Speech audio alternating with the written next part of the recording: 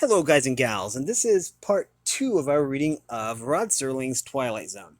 And this is adapted by Walter B. Gibson.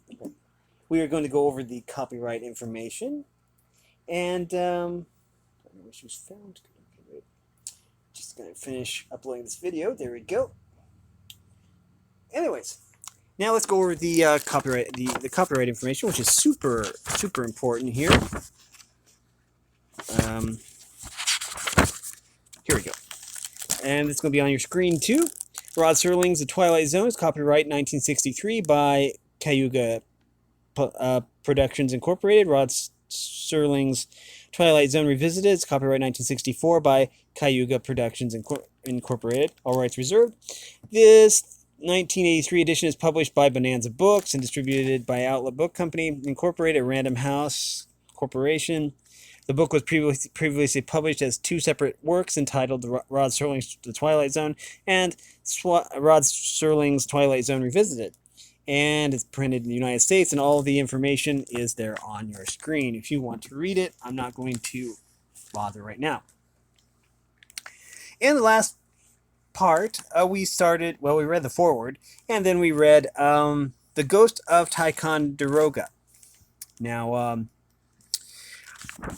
and what happened was, in Verway, the laird, or the, ruling official, found a murderer and gave him shelter. And turns out that this murderer had killed his cousin. So anyways, we're going to see what happened. And now the ghost is talking to him. So anyways.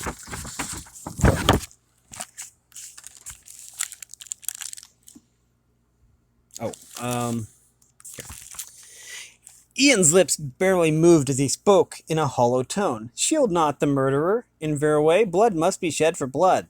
As Verway blinked in disbelief, Ian's image faded. This could be no dream, for Verway was wide awake, and now all he saw were the white walls of the room, the closed door, and the open window, with the trees beyond. Everything exactly as it had been before. Strained, shaken, he snuffed out the candle and tried to go to sleep.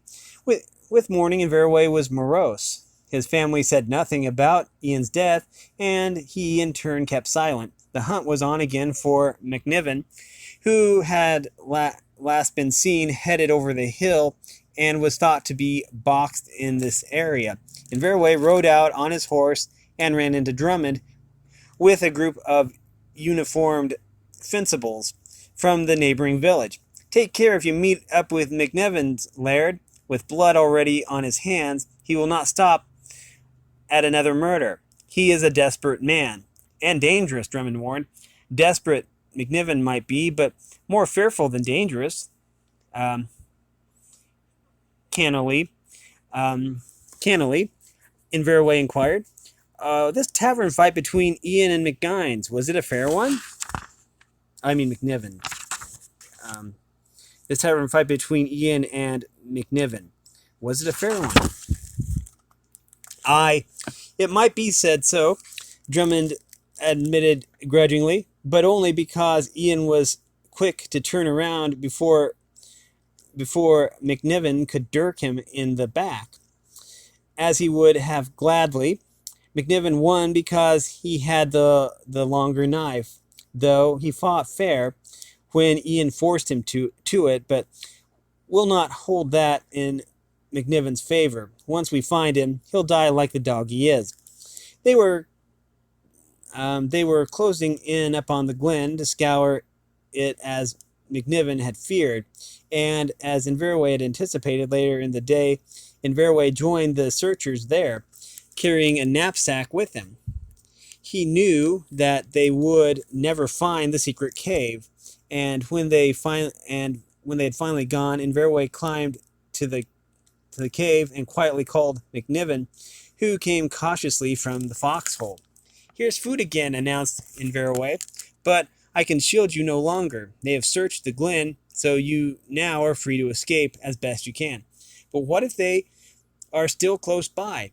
That will be your concern. I shall come here again tomorrow. If you are gone by then, good riddance. If not, you will have outstayed your time, and you must take the consequences.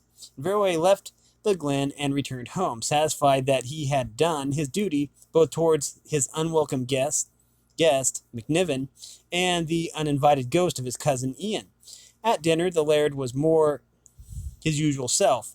His family, which included a son, not quite of age, was relieved by the way he had taken Ian's death, but as the evening went by, Inverway began to brood anew. He had done right to grant further. Had he done right to grant further refuge to McNiven, or should he have obeyed the order of Ian's ghost? Torn between his oath and his duty, Inverway decided that tomorrow might hold the answer.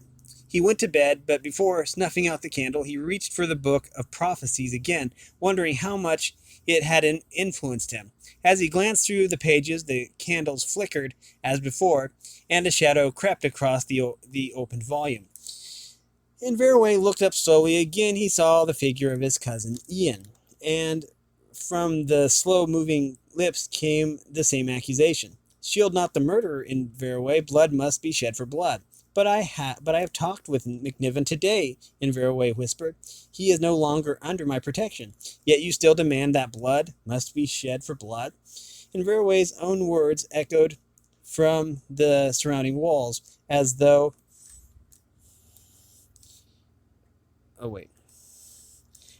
Ian had repeated, blood must be shed for blood. But that could not be, for again the ghost was gone, and Inverway was blinking in the candlelight, the book between his tight clenched hands. In the morning, Inverway ate breakfast with his family, then quietly, determinedly, he set out for the glen. Today he carried no slices of mutton, no slabs of cheese, no scones. Beneath his tunic he took a dirk, the longest in his collection of trophies from the battlefields where he had fought. Oath or no oath, if he found McNiven there still, he intended to bury that weapon in the cringing murderer's flesh. The vengeance Ian wanted. But the cave was empty, the slayer was gone, and so had Inverway's troubles. Back home again, the laird listened quietly while his family spoke of Ian's funeral, to be held in the kirk behind the hills on the following day. The kirk. Yeah. Held in the kirk. I don't know what a kirk is. Beyond the hills on the following day. That night, Inverway was ready for sleep. He felt that with McNiven gone, Ian's ghost surely must be satisfied. Then, to satisfy his own whim, Inverway decided to finish reading a passage from the prophecies of Coinage Odhar, the Highland seer. He turned to a page and read. On one occasion, the seer was passing Millburn when he noticed the old mill, a very primitive building thatched with divots. Speaking to the mill, he said, "The day will come when the wheel shall be turned for 3 successive days, by water, red, with human blood. For on the banks of thy pond a fierce battle shall be fought, at which much blood shall be spilt. This prophecy is waiting to be fulfilled." Inverway paused in his reading and exclaimed aloud, But it has been fulfilled since this book was written.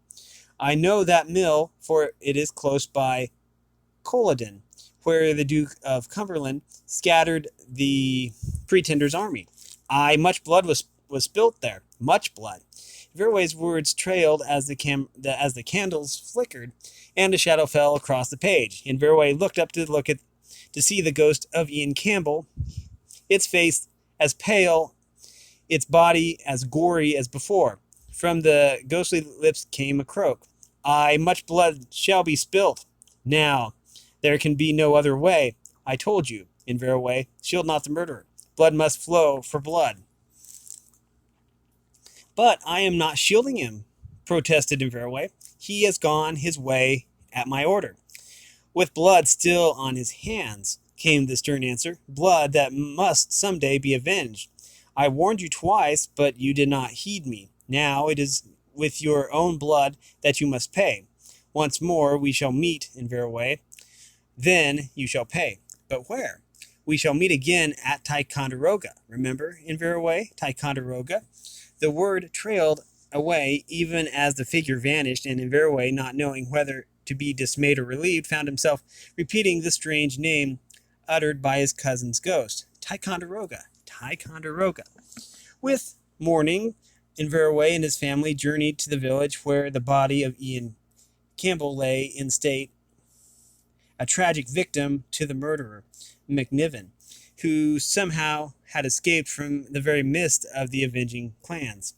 Inverway, though steeled to the sight of death, felt misgivings when he viewed his cousin's body. Ian's face, though recognizable, was chalk white. His hair was still matted from his head wounds, while his cheeks showed faint blood streaks. Even the gashes from the murderer's dirk were visible above the victim's collar line. Surely, then, it must have been the ghost of Ian Campbell, who had 3 times appeared to Inverway's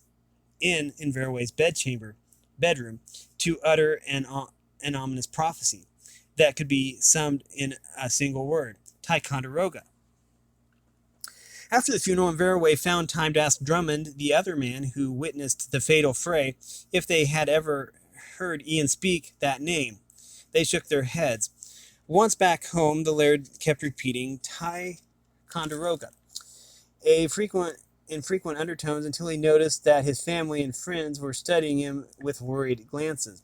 Then one day, in a sudden fervor, he told his story to those trusted most: his wife, his oldest son, one faithful servant whom he had known since boyhood, and a neighboring laird who had known Ian Campbell well. All agreed that Inverway had acted according to his proper lights. As for Ian's ghost, they hinted that it might have been the product of Inverway's shock at hearing of his cousin's death, plus his own strained imagination. But they did not hint too strongly, for, like in Inverway, they had the Highland tradition in their blood. A ghost, real or unreal, could not appear thrice without a definite mission. Gradually, though, they discounted the ghostly message, because no one had ever heard of a place called Ticonderoga, and probably no one ever would. They said as much, hoping Inverway would brood no longer. But Inverway brooded all the more. During the autumn, he rose among the hills, stopping to view the distant mountain mists above the fir-speared glen, and now seemed so ominous. During the long winter nights, he sat silently before the crackling fire. With the approach of springtime, those who knew his secret wondered what would happen when he roamed the old familiar terrain and reawakened those tragic memories of the year before. Then came good fortune, at least for Inverway. The war with France flamed into actuality. Inverway's regiment, the 42nd, was called to the colors. The laird of Inverway left his native heath, and as Major Donald Campbell embarked for America, where the troops landed in New York in June. From there, the regiment was sent to Albany, New York, where British forces were being assembled for the proper invasion of French Canada. Frustration followed for all except Inverway. While the French and Indians were attacking settlements, faint-hearted British commanders kept calling for reinforcements, fearing there were too few to fight back, though they actually outnumbered the foe. 2 years passed, with homesick Highlanders yearning either for action or return to their homeland. Inverway wanted action, but even without it, he preferred America to Scotland. He knew that a return to the Highlands would strike him with remorse as deadly as the dirk McNiven had used to murder Ian. Beneath the laird's grim exterior was a deep-felt sentiment towards the cousin whose death he had failed to avenge. Still, though, his mind throbbed those ghostly words: Inverway, we shall meet at Ticonderoga. Blood must be shed for blood. Reports of Indian massacres treachery on the part of both French and British, and terrors and sufferings of helpless American settlers, all left Inverway cold. He was ready to face any hardship or torture uh, rather than be reminded of an oath he had bound his hands with. They should have delivered the vengeance that blood ties demanded. One man alone understood. That was Inverway's son, who had joined the regiment in America as a junior officer. Often, when they chatted with officers in Albany, the tales of massacres were related. Inverway could come out of his reverie and listen intently to the names of the places that they mentioned. There was Oswego, which meant the pouring out of water, and Oneconta, no, Oneonta, the stony place. There were others like Nawadaga, where mud turtles dwell, or Cana, Cana, Canahoara, the bowl that washes itself, which referred to a pothole in a river gorge. All those names and many more had the lilt of the name which was constantly in Inverway's mind, which he never heard, Ticonderoga. Nor did he mention it, though often his face turned grim when he lapsed into a reflective mood. At last, in the summer of 1758, the expedition was ready for the invasion of Canada. An army of 20,000, the largest in history of America, was assembled under George Abercrombie. The Highlanders were ordered to Fort Edward near the upper end of Lake George. The officers held a dinner at the Tontine Coffee House in Albany, and along with talk of Scotland, there was mention of Indian names. That combination roused Inverway's memory to the bursting point. "Have any of you heard of a place called Ticonderoga?" he asked suddenly. The name was new to all the Scottish officers. All shook their heads. "For 2 years now," he declared Inverway, "I have been expecting to reach Ticonderoga, but no one seems to know anything about it. So I concluded that it might be on our route to Canada." "You'll find no Ticonderoga that way, Major," Colonel Grant, the commanding officer of the regiment, told him. "We start from Fort Edward, thence to Lake George, so named in honor of our king, God save him. From there, boats will take us 30 miles northward to the foot of the lake. There, the French have fortified the stream leading from Lake George into Lake Champlain." "Do you know the name of the French fort, Colonel?" It is called Fort Carillon," returned Grant. "They have named it that according to our scouts because it is close to a waterfall and it sounds like a chime." "And beyond Fort Carillon?" inquired Inverway. "What then?" "Beyond that, we shall reach Lake Champlain itself, a long but straight route to the Richelieu River, which we shall follow into the heart of Canada." "And still no Ticonderoga?" Inverway's vague, faraway tone brought a narrowed gaze from Colonel Grant. The other officers sensed something strange and listened intently when Grant demanded,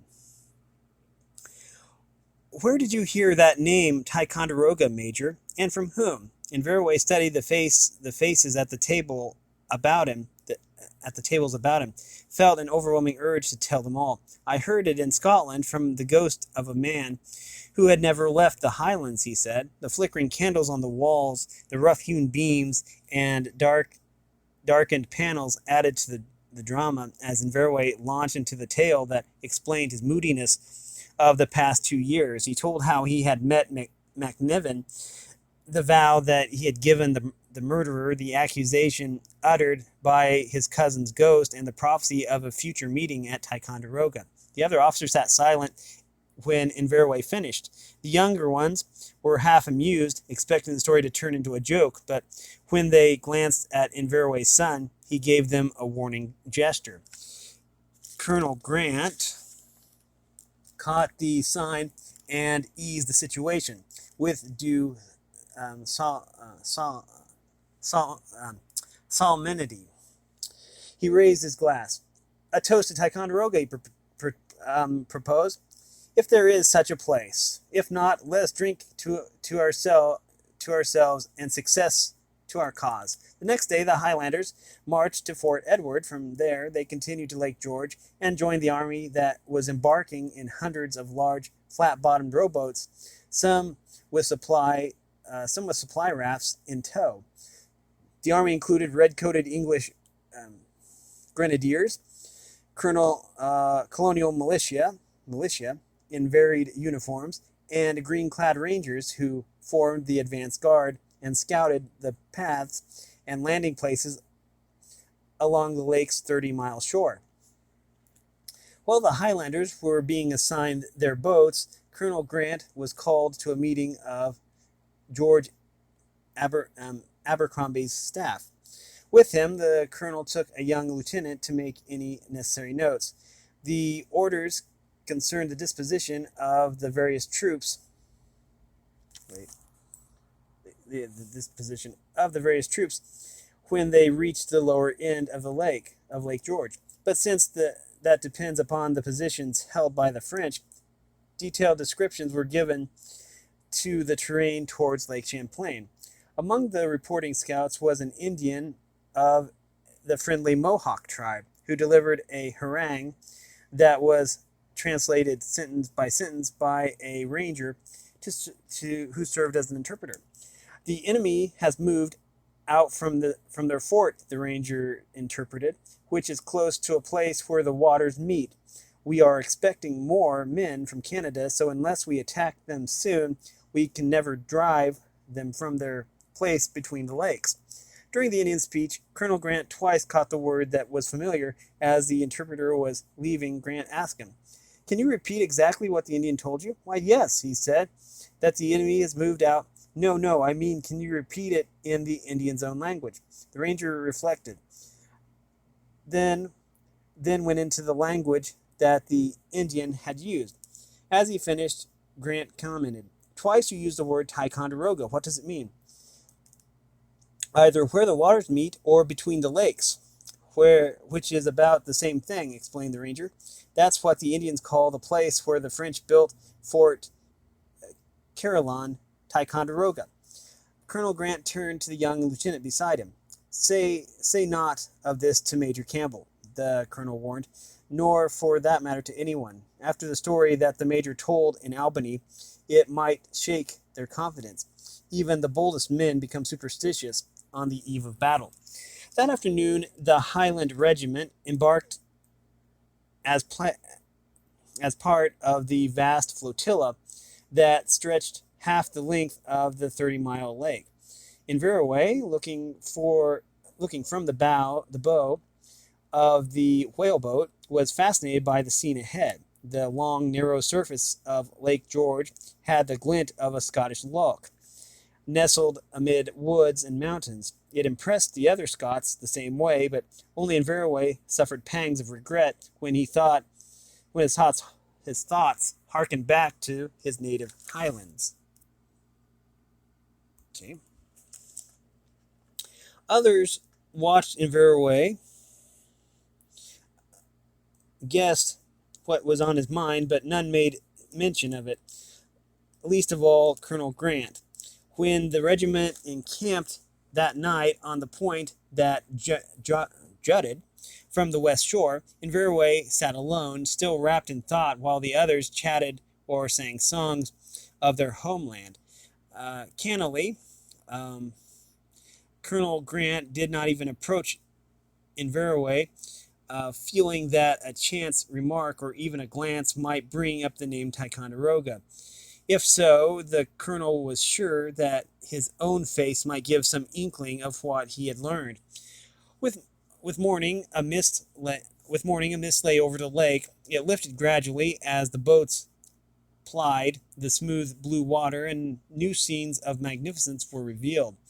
In the distance, Inveruway saw rising mountains, some with craggy heights, reminded him of the twin peaks of Ben Cruachan, a grim reminder of the very view that he had hoped to escape. Sad memories of his cousin Ian loomed stronger than ever, until, as the boat neared the end of the lake, the sound of gunfire turned his mind to action. Upon landing, the Scots learned that the British advance force had driven back the French in a spirited skirmish, though not without serious losses of their own.